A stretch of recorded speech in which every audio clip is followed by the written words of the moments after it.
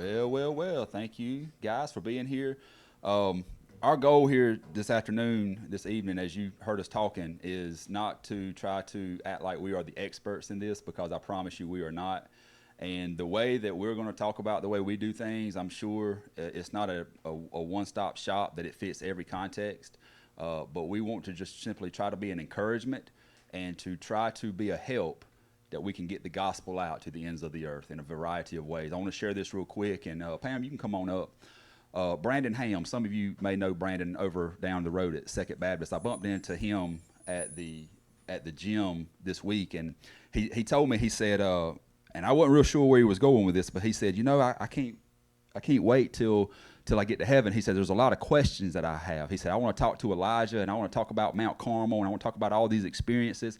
He said, when I talk to the Apostle Paul, I'm just curious to hear about, his three missionary journeys and how he was able to accomplish so much, even from being confined into prison.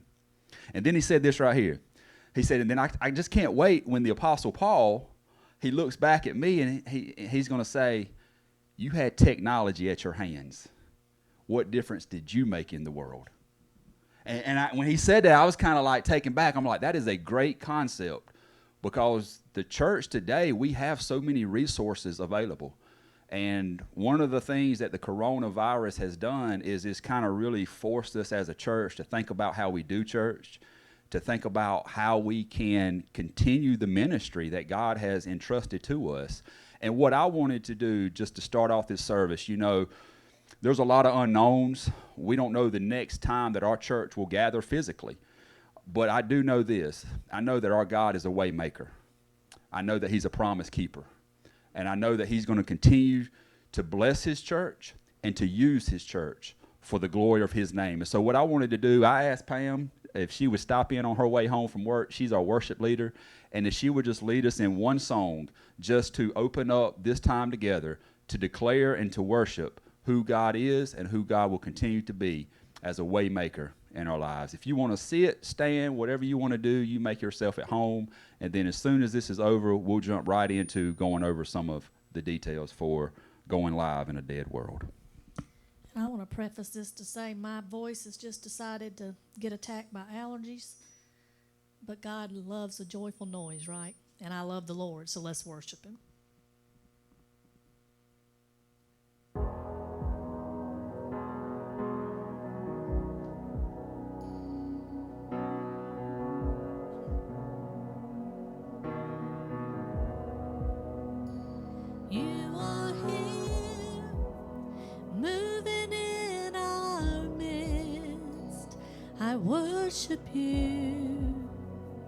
I worship you. You are here, working in this place. I worship you. I worship you. You are here, moving in our midst. I worship you. I worship you. You are here, moving in this place. I worship you. I worship you. You are waymaker, miracle worker, promise keeper, light in the darkness. My God, that is who you are. You are waymaker, miracle worker, promise keeper, light in the darkness. My God, that is who you are.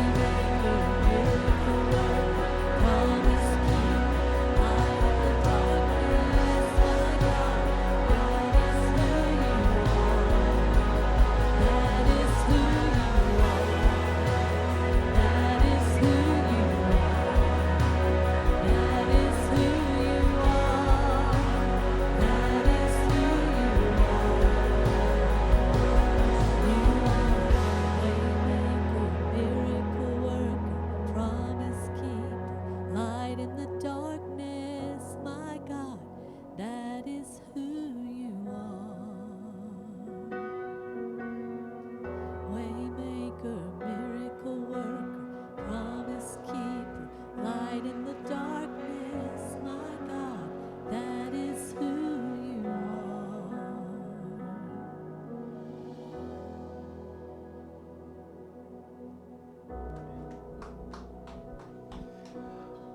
Let's pray together. God, thank you that the promise of that song, or the truth of that song, that reflects the promise of your word. God, you're going to see the church through this time.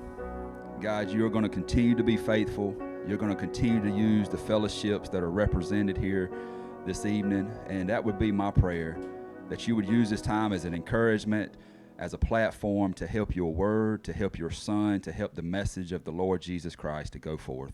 So we give it to you. Thank you for those that were able to make it. And Lord, may this time be a time that edifies and brings glory to your name. In Jesus' name, amen. So what I want to do is I want to just simply introduce Aaron. A lot of you guys, and I keep always wanting to say gals. I'm used to a church setting here this evening. Angie, if you'll pour the house lights up for us. Aaron is kind of our IT guy. He's kind of the guy that makes the magic happen for us, and he has been very instrumental of setting our stuff up. He's very familiar with our equipment. And then, of course, we have a sound team. Angie's here. Thank you, Angie, for coming from Chester to run sound for us this afternoon. So I'm going to turn it over to Aaron, and you guys have an outline. He's going to go through this. This can be interactive. If you have a question at any point, we might not have the answer, but we'll try our best to point you in the right direction. So at this time, I'm going to turn it over to Aaron. Aaron, you enlighten us, brother. Sounds good. Thank you, Michael. So I want to start off with saying that I don't know if anybody ever saw any of our original live streams. If you did, they're out there somewhere. We as a church started off with an iPhone on a tripod, literally in the back of the room. That's how we started. We didn't have any sound equipment. We didn't have anything. So we went through the learning process. I'm sure many people, wherever you're at, have more than what we started with, but just an encouraging word. I am a software developer. I am not a multimedia guru per se. Just know how computers work. So it's me and 3 other people run our sound team. We run our video, our audio, and all that. So with a good team, with anything you can probably YouTube and look up, you can probably get it done with the help of a few experts here and there you have to call in. I'm going to start out with going over our equipment. That's, as you can see around the room, we got TV set up. Everything is ran through an HDMI splitter back to the computer. So that's all ran into one. It's actually ran out and in at the same time, but we'll get to that in a minute. That's through software and other things. We have the camera, which is a simple webcam. And I think, Angie, you got a picture of the original webcam we're using. This will show you a picture. This is what we use for our live stream. You can pick these up at Walmart. You can pick them up anywhere. It's just a simple USB web camera that's meant to be mounted on top of laptops. They go anywhere from $20, $30 to you can go as far as you want to on these. I think they max out around $150, $200 for the very high quality ones. We also just purchased a new camera, which we're upgrading ourselves. It is that one right there. It's a Comptel conference camera. Now we have a webcam over here, and we have issues with it with quality and different things like that, so we wanted to upgrade. And we also wanted to give an idea of ours, multiple camera settings at one time. And that will go into software in a minute if we can get it to work. We haven't been able to play with it that much, but learning curves here, learning curves everywhere. But this one will do up to 4K, and through the software that we'll go over in a minute, we may be able to mix and match between one camera to the other to switch to kind of give a different look.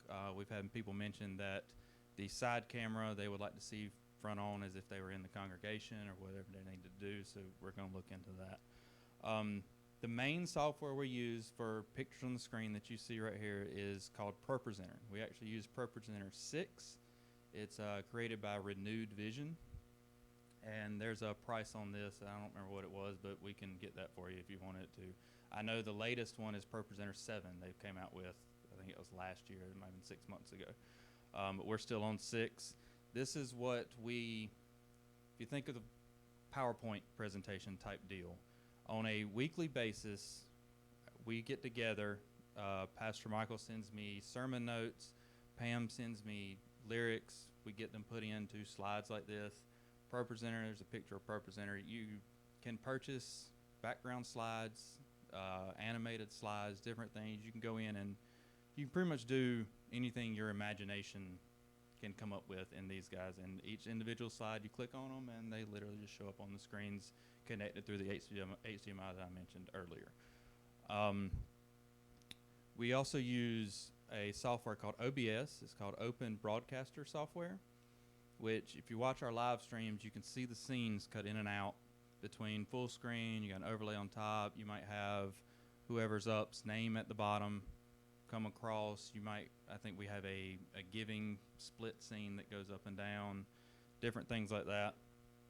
And that can be seen on any of our Sundays live streams. Here's a picture of one of them. That's one of the animated slides, and then go through like this. And the scene selection on the bottom left, if you can see it, you can create individual scenes going down through it. And the one on the right, which is actually called sources, you can add text, you can add videos, you can add whatever, and you can move them around, drag, drop, whatever you need to do. You can put MP4 videos on here, so if you wanted to play a video or something, it's drag, drop, it's sources. It's pretty much the basis of our live stream goes through this guy. So just to clarify, so what you see at the top is what people see on the Facebook Live. The bottom is what we see on our end at the computer. Correct. The square at the top from, I guess you could say, the wooden background area is what is streamed to Facebook. That square, and I always tell my guys that rule of thumb is what you see in that square is what people see on Facebook. The bottom is us behind the scenes selecting what the person's going to see. We can drag and drop. There's audio in the middle. For example, we only have one audio input into the laptop, but you could have as many as you can connect to whatever computer you have. And that goes to the next thing is we are running all this off of a MacBook Pro. We don't have some giant multi-screen, multi-$1,000 computer back there. You can buy computers up to $10,000, $15,000 nowadays that can do these crazy things, but we're going off of a laptop in the back. We also have it's an audio video mixer. If you have that slide up there. We had a company called Excel MediaWorks come in and help us set up our sound equipment into the computer. Now the key was we had to so ProPresenter plays music as well, and we needed YouTube music for intermissions and all that good fancy stuff. So we had to send music out to the computer, but also take it back in at the same time because we needed it out in the room, but we needed it back into the computer to get it on the live stream. So we had to call these guys in, and they hooked us up with some equipment. I think Michael's going to go over all that sound equipment here in a little bit of exactly how that works, but they came in, they graciously helped us out. They got us set up with all the sound. That's the basis of what we use between the TVs and the live stream, computers and all that. Now, one of the big questions we have, and what everybody's asked us, is how do we go live to Facebook? What is this big secret that we do? And for me, it was about a week or two of Googling, playing. I'd come in during the week. Me and Michael sat here and did many of test streams that were just private on his to get everything working. But it's actually fairly simple. And I keep a step-by-step process back there. But number one thing is you got to have is a Facebook page. Wherever you want to go live from, whatever Facebook page you want to use. So when you click you want to create a post, there's an actual option that says I want to create a live video. And you see that on the screen. It's the third one down on the right. So if you click that one, it's probably going to send you through a couple it wants to access your microphone, your cameras, and all this stuff, and you just do allow, and you go allow access to all cameras and all mics, and then it's going to pop up. Go that one you just had back up. It's going to send you to this screen. Now the big thing is, at the bottom you'll see a stream key ID, and OBS allows us to do this.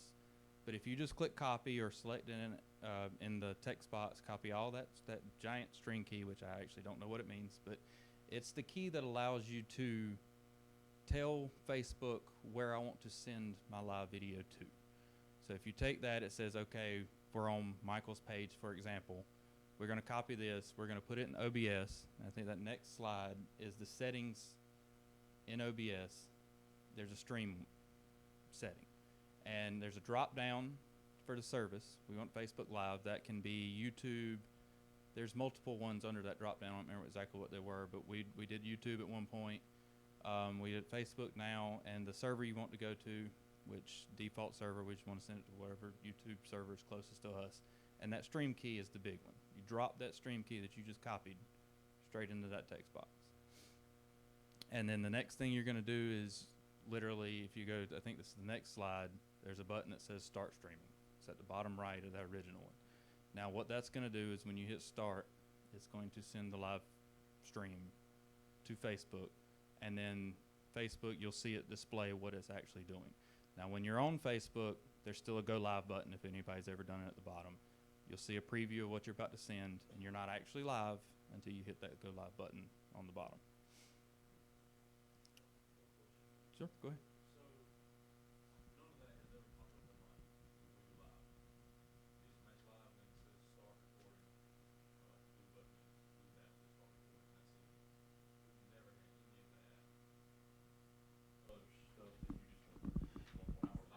That one right there. That's the only thing I stepped up here to say is that is directly through the OBS system. That right there is the magic from your computer to the live feed through the camera system and through the audio.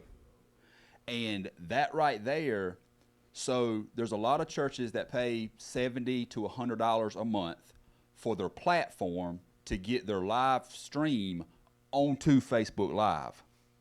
That right there is what does it without paying somebody. OBS is the platform. The part that is mysterious to me that I would have never figured out is that stream key, copy, and paste. Once you do that, boom, you've got it. So what's OBS software? Is it cost? I mean, is it That's a free downloaded app. There are many you can do. OBS, which is the Open Broadcaster Software, is what it's called. There you go. There's a link to it right there. It's obsproject.com. It's one that I was recommended by somebody else to use as a free option. There are many different versions of this. OBS has a lot of manual steps. Like it shows you the screen flipping through scenes. You have to actually manually click the scenes. You have to manually go in and create each one. There's other ones that'll do a whole lot of automated stuff for you. If you ever watch a video and stuff comes across the top or anything's automated, different things like that, they allow you to do those different types of things. We use OBS because it's a little extra manual step, but I mean, if you're willing to do the manual step, I think some of the other ones they can get pricey. So we do the manual step to go through that. And that comes to the weekly. Let's put it this way. I did this by myself, me and Michael, for a year and a half or something. The more and more we started piling on equipment and different things, the weekly process of getting everything set up. We do it. We have a 4-person team. I'm very thankful for them for helping me. We're able to do 2 people. It's very, very difficult to have one person doing all this software, sound, everything at the same time. So it's very, very helpful to have a team behind you to get it going. And just for clarity, when he says 4, that's just 2 a week. They rotate every other week. One person runs the computer and one person runs the actual sound side of it. And so that 4-person team, it helps. Like Aaron can get a Sunday off where he doesn't have to be behind the scenes. Very, very gracious with that. so once you set up that once you set up that M audio board, is it set, or do you have to keep your headphones plugged in and We don't touch that. you don't touch that? It's done. Okay. The guys at XL Media Works came in, wired it up for us, helped us test it. I haven't touched it since. It's powered by the USB, so when you plug it into the computer, it comes on, and it's just where I haven't had to touch it in a year and a half now. So, any other questions? Good. I think Michael's gonna continue on with the online giving platform and the sound. Yeah, there's not a whole lot I want to say about the sound because XL Media Works, and I put a reference down there to Jerry Temple. Jerry actually does mega churches, but he is a local guy. And I talked with him this week because I wanted to ask him, could I drop his name? And of course, he said, yeah. But he really has a heart for smaller churches to help them. This equipment right here, he donated this equipment. There's never been a troubleshoot issue that he hasn't been willing to help us. When I talked to him this past week, he told me, he said, if you need any equipment, because he knew we just got that new camera to install it or whatnot, he said, I'll hook you up with that. But when it came to the sound, our biggest hurdle was when we first started, as Aaron mentioned, we had the phone at the back of the sanctuary. Can we call this a sanctuary? And to me, I like that nice, crisp quality. I like when somebody turns it on, it sounds like it's just like I'm listening to the radio. Because this is just me personally. I feel like if the quality's not good, then people's not going to want to keep listening. And so I didn't know how to get my audio to get into my computer to go through my live stream. Catlin Sanctuary is pretty good. Some sanctuaries, you get that large echo in the room. Well, what Jerry showed us, if you pull that picture up right there, that is the magic right there. We pulled it up today. It's like $108, and some of you churches probably already have it, but that is what gives you that audio feed. And what it does, so all of our mics right now are run to our soundboard. Our soundboard goes into that. So now everything I'm saying directly into this microphone is fed into that is then broadcasted and recorded into our computer. So now when you go back and you listen to this stream, it's going to sound just like somebody would, you know what I mean, on the radio, for example. And so that was a big hurdle that we had, and that was the solution to our audio, was that thing right there. And as Aaron said, with the audio portion, we've never had to adjust that. The thing that you run into that you have to adjust, and we've been doing it back there, and I don't know even why we got that feedback that we was getting just a second ago, because we usually don't really ever have that. I don't know if it was, but so if I start singing right now, my voice is going to be raised. What you hear in here is different than what they hear out there. So you have to have the headphones that connect into that. So when you put those headphones on, whoever your sound guy is, they're not listening for at that moment how it sounds in the room. When they put the headphones on, they hear exactly how that live feed sounds. If it's too loud, you'll get that crack. You ever heard somebody when they get loud and there'll be a crack in there? You want that sweet spot, and that's what you have to adjust when you're the sound man back there. And it's not so much always the volume that you're adjusting as it is, I might not say this right, you can look back there, whatever that, is it the equalizer? What is that? What's that knob back there? So it's something on the soundboard. Yes. So it's not that.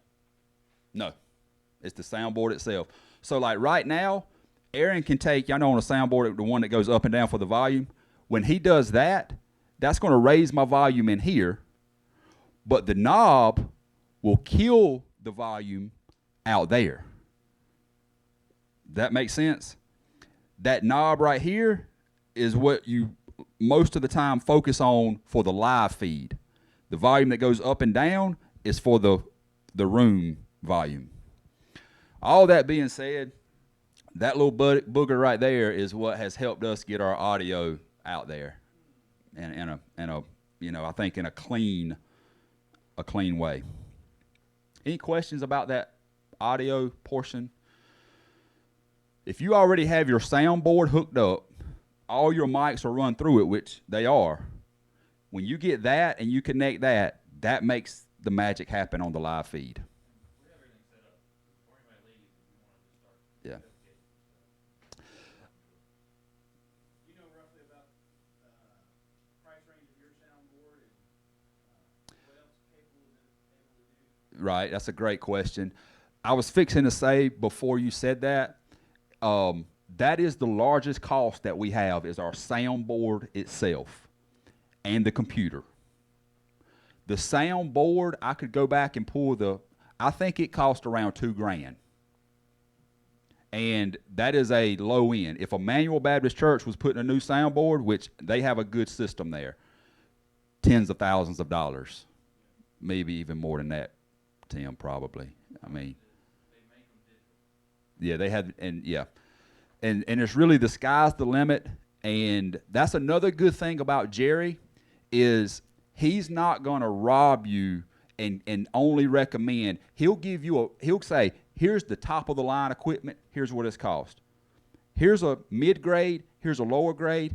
Here's what I would recommend. You can get by with using this. He's not just going to push something on you. But that's our largest expense, Robert, is probably that $2,000-ish sound system itself.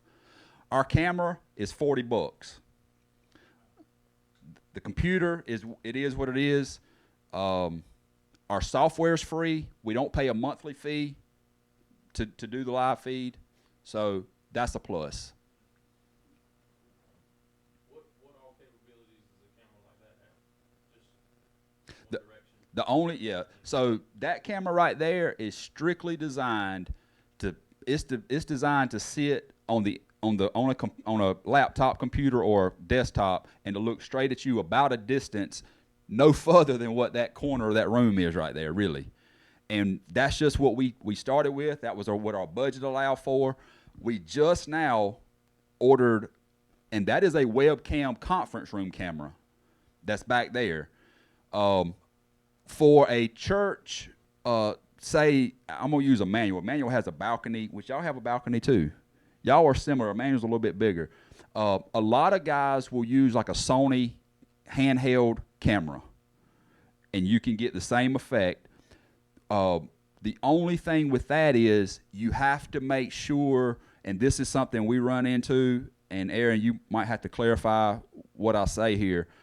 We run into issues with it of getting we could get, was it in and we couldn't get it out? Which way was it, Aaron? For the new one? No, we tried to use the Sony camera. The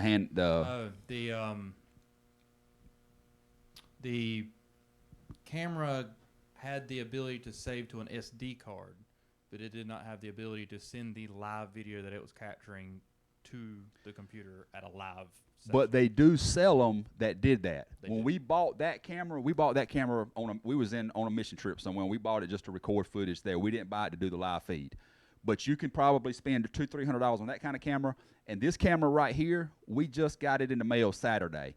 And I took it to Catlin's church today. He has a longer sanctuary. And that bad boy, it will zoom up, down, left, right, and it'll go 20 times in and out. And has some pretty good quality, wouldn't you say, Catlin? And as Aaron mentioned, what we're fixing to do, because we didn't have a way to mount this one originally right here, because we kept getting people's heads. We couldn't do no zooming with it or anything of that nature. So we was like, we've had that for a year and a half now. And we got that one to put at the center of the room. Because if you've seen our live feeds, like right now, everything's being recorded from the side. It works, but I don't think it's ideal. I think ideally you want to be centered. But what we're hoping to do is to be able to utilize both of them, where occasionally we can switch back and forth just for effect purposes, keep people's interest, that kind of thing.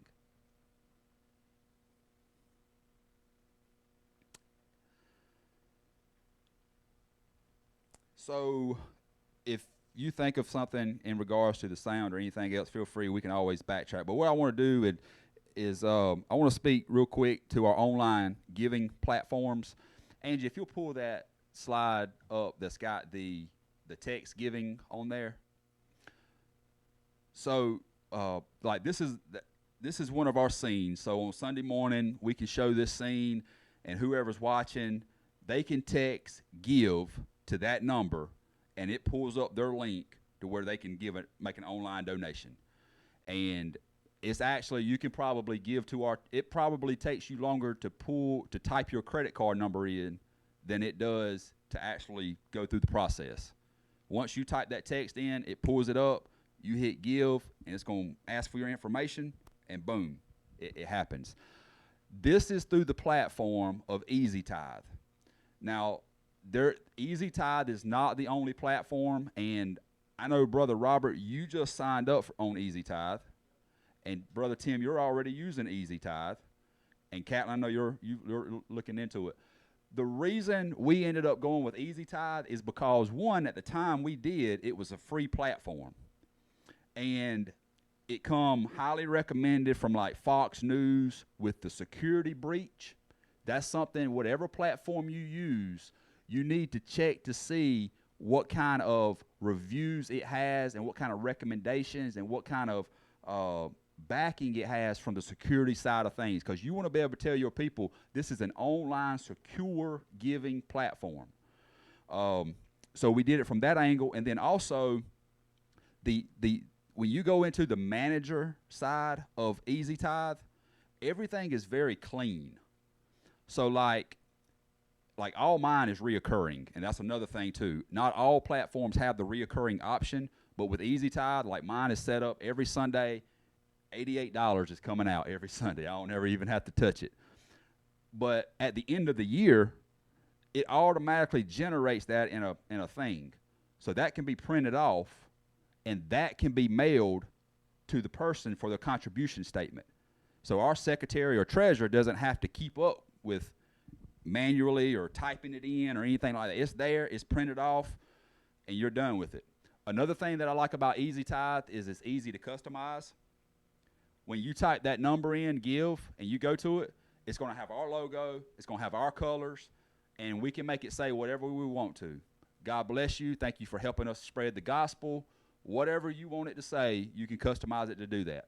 Now, in having said that, again, it's not the only one, and what we did here is we pulled up, and it's in red down there, Outreach Magazine. They have the top 5 online giving platforms that they recommend. They have pros and cons. They have price and all that kind of stuff. You go to that link right there, and it'll give you other options. But that's the one that we chose to go with. We used it. And like I said, this is also important, is that when we signed up for it, it was free. I guess they got so popular, they was able to start making more money off of it. Maybe they might call me and say I wasn't supposed to tell them that. But now, from what I understand, depending on the size of your church, they charge a monthly fee that if you're not a church plant, which they didn't have that at the time we signed up, if you're a small to mid-sized church, I think it's $29 a month, and then it's 30 cents per transaction. Am I saying that right, Tim? And then the larger the church. But Robert told me that with the coronavirus going on, they are now offering it for free. Now, we haven't yet figured out if that means you're free to sign up and use it for the extent of the coronavirus and you're grandfathered in, or once Corona hits that curve, that then it. So you'll still have the monthly payment of $29, but everything, all the other fees or anything like that, they're waiving all those. So there were some other fees. Oh, The $29 will still be there, and then the $10 security fee. But they're also giving you, during this time, they're giving you online texting, Yeah. and then one other option they're giving you as well. And so they waive your fees and membership, so that's all you have to pay. I got you. Yep, that's helpful information. When we first started using it, there was the only fee there was the transaction fee, and then you had the option with the texting fee. It's $5 extra a month, and you can actually have kiosk giving too, which is a little bit more. You know, some churches have iPads where you can come in and do your giving that way and that kind of thing. Which the more options you bring in, the more cost that's involved with that.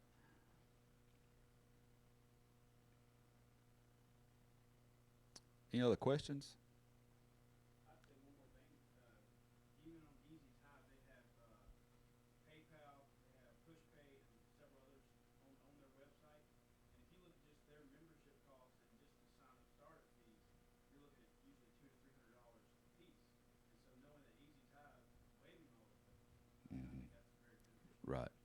And it usually comes out that if you have one person who does an online regular gift, it's paid for itself. But there again, I'm not getting paid to advertise or push anything. I'm not trying to tell you what you should or shouldn't do. Just trying to give all the information so that you can make the decision that's best for your church. Man, I feel like we flew through that. How do you kind of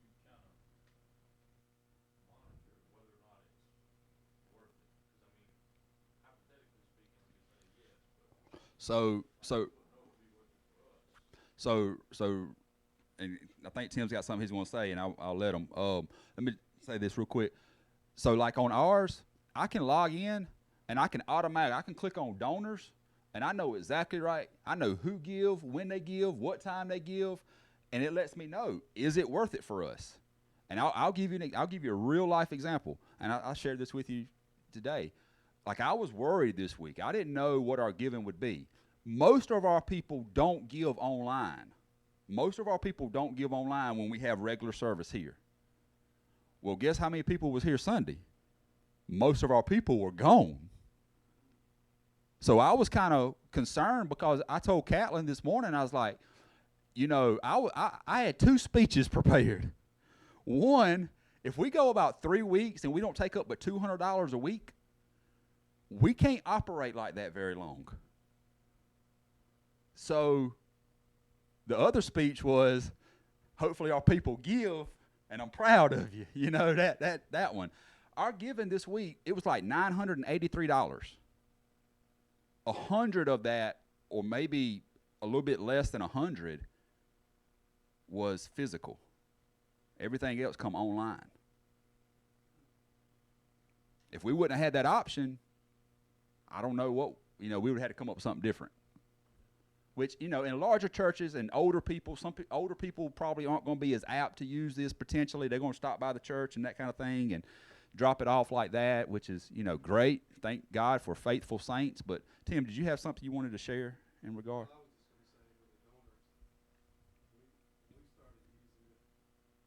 Since we started, we probably got 8 or 10, maybe a few more that would only give when they showed up. Now they do the recurring giving every week online. And so just them, just what we get from what we would have missed when they're not there pays for it. And our first couple of years, we probably took in online maybe $1,200 a year. Now we take in about $50,000. That's a big, It really comes up with the business. man, thank you for sharing that. And I found, too, like, we've had text giving, but from my side, I haven't pushed it much. And even our online giving, we have a slide of it, but I'm not thinking about trying to, push people to give. You know what I'm saying? That's not what I'm focused on through the week. But just like this week, I've realized you've got to kind of let people know that option's there. So even if you were to decide to utilize it, the more you keep it before the people, the more they're going to be apt to take advantage of it. is there like an app that they download or how do they get, like if you have Easy Tithe, how do you get there? There is an app that they can download, and once you were to set it up, they're going to give you a customized link. You could copy and paste that in a Facebook post, just like you would copy a YouTube video and post it. And all they do when they click on that link, it's going to take to your unique giving site, and it's there. You set that up, have your normal file, special offers. That's a great thing too. That's another feature that I know Easy Ties, and I'm sure that others may do as well. So, like for example, you may have a youth ski trip. you can create a box to when you go to that platform, they click on that box. It may say weekly tithe. It may say church building fund. It may say youth ski trip. And they can click on whichever one they want to click, and they can give to that particular event or cause. So like we've got a missionary we support, Kayla. Her name is listed on our drop-down box menu. You can give specifically to Kayla. Outreach specifically to it, or church offerings, you know. But you have to remember now, like for ours, there's a cost per swipe. That's right. So if they're gonna give to a youth ski trip, $100. That's exactly right. You only gonna collect $98. That's exactly right.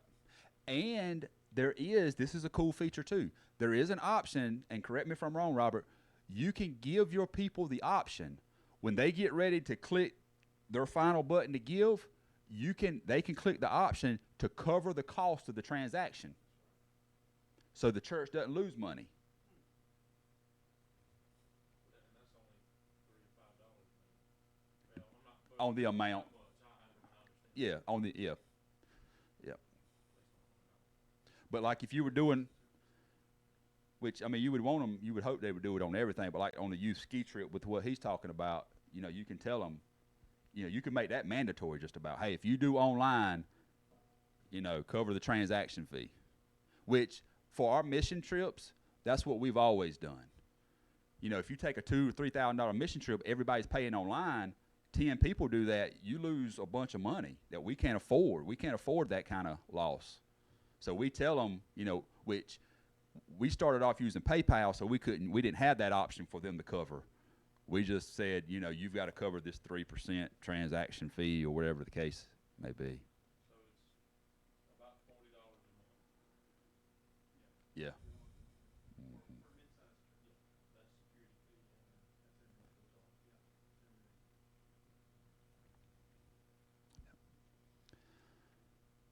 Yeah, I don't have much else. We did try to, down there in the resource section, just put some of the things. And guys, the sky is the limit. There's 10 other different softwares other than OBS that you can use. The same thing goes for online giving platforms. This is just what we use. We may change in a month if we find something that we feel that works better. OBS software works with Microsoft Windows. Y'all record, you're recording onto the hard drive. It's uploaded to YouTube. Yes and no. Go ahead. Go ahead, Aaron. You can do. There's two buttons on the. Do you have the start streaming slide over there, real quick? So you can do them both at the same time. The next one, that one. So you got start streaming and start recording on this slide. Start streaming is where you would use your Facebook key. You're going to live stream to something, YouTube, Facebook, whatever you need. To start recording, will actually record to wherever you tell it to record to. In the settings, there's a folder path that you can put in the settings. Wherever you're, whatever's connected to your computer, you can send it wherever you need to. So like Sunday, we came in, our children's director come in at 8:30. Instead of streaming, we just did recording. We recorded it, and it went to the desktop or wherever, and then we shared it at 7 o'clock that night for the children's devotion. Same camera, same platform, everything. We just didn't go live with it.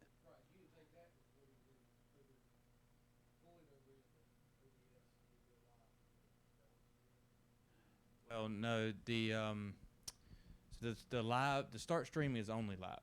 You can't give it a file to go live. I know there are that I know of. We haven't done that, but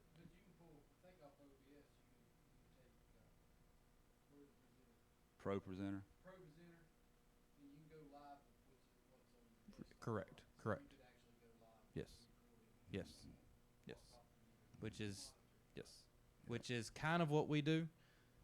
It's just a little small section. If you look at the, I think the top left overlays thing, so you could actually make that full screen and make that your live stream if you wanted to. Yep. So on Sundays, what is your process going from, how long does it take you to upload from Facebook to YouTube? Is it automatically No, we haven't actually done it in a while, but it used to be about 20 to 30 minutes. For about an hour and 20-minute video. We would take the recording, and it's on the desktop, and we would just go like you would any other YouTube video. So give it the path to the video you want to upload, give it a description, and just start. And depends on your internet connection or wherever you're uploading it at, but it normally took about 20 to 30 minutes for an hour and 20-minute video to do that. And that's at 1080p. Also, the internet connection is something that we've had to work through. We used to not hardwire into our computers with our internet. We would just use the Wi-Fi. Then Aaron had the bright idea, you won't have a lag and you won't lose the feed if you do the hardwire. So our computer, even our laptop, we hardwire into our laptop so that our signal is the strongest. And then the other thing with that is we intentionally upgraded to like the fastest internet that we could have. Sometimes that if you don't have that, like you look like a robot up here. It'll have you in slow motion if your internet's lagging. Or, you know, if you're preaching or something, you have your hand up, well, it may be right here, and then it may be 10 seconds later before it's down here, you know. So I would encourage you guys, do a hardwire into your feed and, you know, maybe look at if you have the option to upgrade your internet, the faster it is, the more clarity you're going to have. That's just the nature of it. Yeah, and it may work at it's probably going to work at the lowest speed you can get. It's the quality of the stream that you're wanting to put out. Now, when you record a video, internet does not matter. You're not going anywhere with it. You're going straight to the desktop. So just keep that in mind. So I don't want to hold up any more of y'all's time. Aaron, do you have anything else that you want to share? If anybody wants, I can go through Facebook if anyone wants to watch. That's one of the big things. I can go through my Monday morning setup if anyone wants to see it. And thank you guys for coming. If there's anything later on, if you get to a bump in the road, I'm probably not the best person, but I will try. I will try to help you. But I really do encourage that if you're looking for some new equipment or you need to bring some stuff in like that, to really reach out to Jerry Temple. He lives over in Great Falls. His office is in Columbia. He has some local guys that work, I think they, or rather live in Antioch. He's always been accessible to me, and I feel like he would be fair to y'all if you need that resource. So at this time, I'm gonna let y'all dismiss. There's some coffee in here. There's decaf and regular if you want to take advantage of that. If you want to look at anything back there with Aaron, feel free to do that. But thank you guys for coming, and I just encourage you to keep on keeping on. Thank y'all.